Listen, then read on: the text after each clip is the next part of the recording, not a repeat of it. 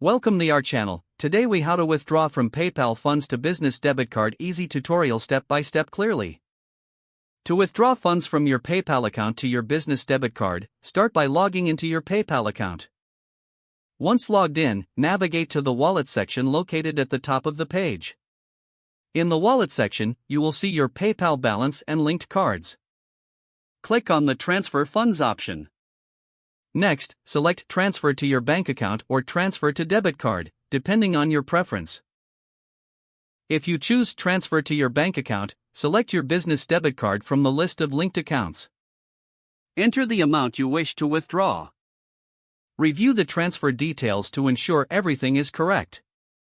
Click on the Continue button to proceed. After that, confirm the transaction. PayPal will process your request, and you'll receive a notification once the transfer is complete. The funds will typically be available within a few minutes if transferred to your debit card. If you opted for the bank transfer, it may take 1 to 3 business days for the funds to appear. Always check your bank account after the transfer to ensure the funds were successfully withdrawn. If you encounter any issues, visit PayPal's Help Center for assistance. If the page does not load, refresh the browser or try again in a private or incognito window. Make sure you are using the correct email address, then retype it carefully to avoid small typos. If your password is not accepted, use the reset option and create a new strong password you can remember. Check your spam folder for verification or security emails, then complete any requested confirmation steps. Enable two-factor authentication if available to improve account security and reduce unauthorized access risk. After signing in, review your profile details so your contact information and settings are accurate and current.